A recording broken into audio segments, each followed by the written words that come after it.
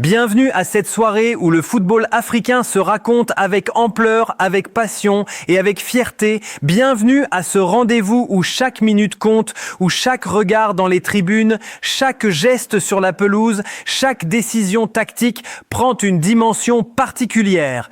Bienvenue au choc entre la Zambie et le Maroc, disputé ici même au cœur du complexe sportif Prince Moulay Abdellah de Rabat, en ce mois de décembre où la ferveur atteint son paroxysme et où la Coupe d'Afrique des Nations 2025 dévoile peu à peu son vrai visage. Ce match n'est pas une simple affiche de groupe, c'est un moment charnière, un instant de vérité, un rendez-vous où deux trajectoires se croisent avec des enjeux radicalement différents mais tout aussi lourds à porter. D'un côté, le Maroc, pays hôte, porté par un public exigeant mais passionné, qui ne se contente plus de participer, mais qui réclame la perfection, la maîtrise, la confirmation d'un statut désormais assumé parmi les grandes nations du football mondial.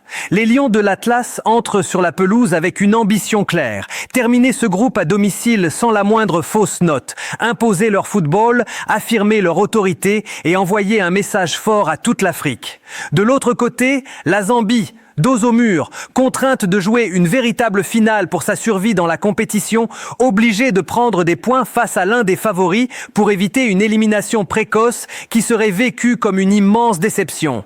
L'atmosphère dans le stade est électrique, presque palpable. Les chants descendent des tribunes comme une vague continue, rouge et verte, qui enveloppe la pelouse et pousse les joueurs marocains à se dépasser. Mais la Zambie ne vient pas en victime. Les Chipolopolo arrivent avec une idée claire, un plan précis, une conviction profonde. Ils savent qu'ils devront souffrir, qu'ils devront défendre bas par séquence, mais ils croient à leur capacité à surprendre en transition, à exploiter le moindre espace laissé par un Maroc naturellement porté vers l'attaque. Sur le plan du jeu, le contraste est saisissant. Le Maroc impressionne par sa fluidité technique, par la qualité de ses circuits de passe, par cette capacité à contrôler le tempo d'un match sans jamais donner l'impression de forcer. Tout semble orchestré, pensé, calibré.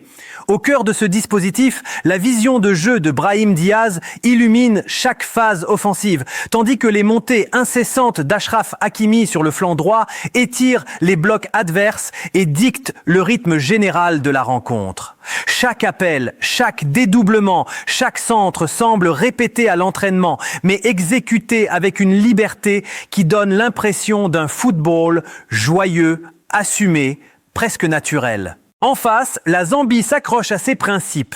Patsaka mène l'attaque avec une détermination féroce, prêt à utiliser sa vitesse et son explosivité pour exploiter les espaces laissés derrière par les montées marocaines.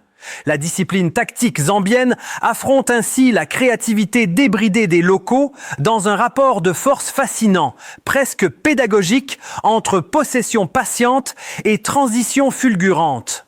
L'histoire récente rappelle d'ailleurs que l'écart entre ces deux équipes s'est réduit ces dernières années, avec une courte victoire marocaine lors de leur dernière confrontation. Preuve que rien n'est jamais totalement acquis dans le football africain. C'est le choc de deux philosophies. La possession contre la projection rapide, le contrôle contre l'instinct.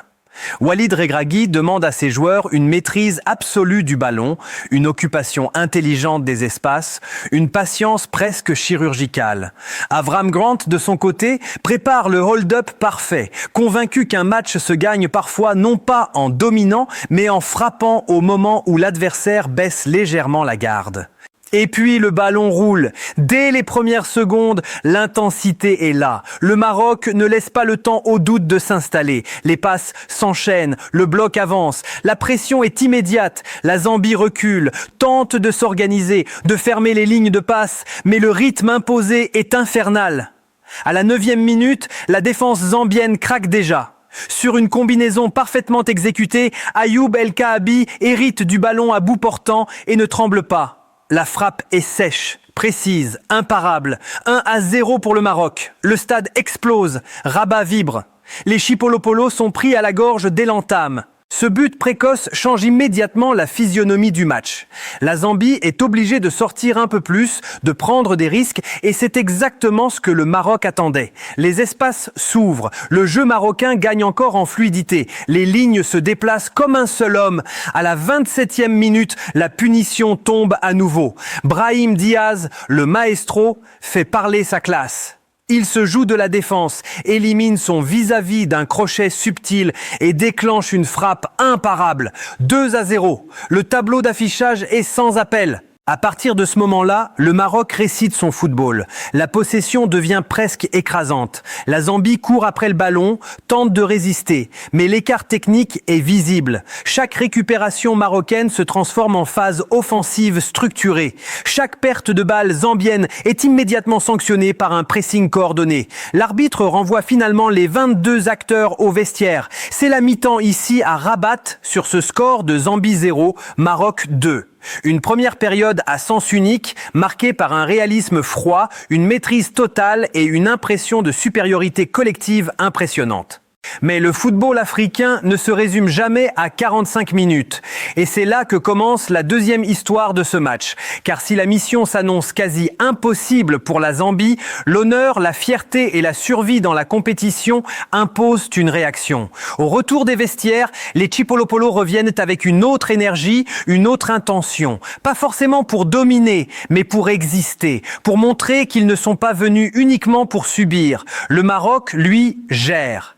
Il ralentit parfois le jeu, accélère par séquence, contrôle les émotions. Et c'est là que ce match devient passionnant à analyser sur la durée. Comment une équipe favorite gère-t-elle son avance sans tomber dans l'excès de confiance ? Comment une équipe en difficulté trouve-t-elle les ressources mentales pour continuer à croire ? La Zambie commence à gagner quelques duels, à sortir proprement sur certaines phases, à tester la vigilance du bloc marocain. Ce ne sont pas encore des occasions franches, mais ce sont des signaux. Et dans un match long, les signaux comptent. Le public marocain, intelligent, accompagne, encourage, mais sent aussi que le match n'est pas totalement terminé. Le Maroc continue de monopoliser le ballon, mais avec un tempo plus mesuré. Regragui ajuste, fait circuler, demande de la discipline. Les latéraux montent toujours, mais avec plus de précaution. Le milieu gère les transitions. On sent une équipe mature, consciente de son statut, mais respectueuse de l'adversaire. Au fil des minutes, le match devient une démonstration de gestion. Le Maroc ne cherche pas forcément à marquer à tout prix. Il cherche à contrôler l'espace, le temps, le rythme. La Zambie, elle, continue d'y croire, tente quelques projections rapides, mais se heurte à une défense bien en place, organisée, solidaire. Ce match, au-delà du score, devient alors une leçon de football africain moderne. Une leçon sur la maîtrise, sur la patience, sur la gestion émotionnelle. Il rappelle que le très haut niveau ne se joue pas seulement sur des gestes spectaculaires, mais sur la capacité à rester concentré, à faire les bons choix, à respecter le plan de jeu jusqu'au bout. Pour le Maroc, cette rencontre valide bien plus qu'une première place de groupe. Elle valide une identité, une continuité, une ambition assumée. Elle montre une équipe capable de faire le spectacle tout en restant sérieuse, capable d'enflammer un stade sans perdre le contrôle. Pour la Zambie, malgré la difficulté, ce match laisse aussi des enseignements précieux. La nécessité de mieux gérer les entames, de résister aux temps forts adverses, de croire en ses transitions sans se désunir. Et c'est aussi ça la beauté de la Coupe d'Afrique des Nations. Chaque match est une histoire complète, une histoire faite de domination, de résistance, de moments de grâce et de moments difficiles. Une compétition où aucune équipe n'est totalement à l'abri, où chaque détail compte, où chaque minute peut devenir décisive. Ce Zambie-Maroc restera comme un match référence pour les locaux, un match où la maîtrise a rencontré l'efficacité, où la pression du public s'est transformée en énergie positive, où le football a été joué avec sérieux, mais aussi avec plaisir. Et pour tous les amoureux du jeu, il rappelle une vérité essentielle. Le football africain est vivant, exigeant, riche de style, riche d'histoire et toujours capable de nous surprendre.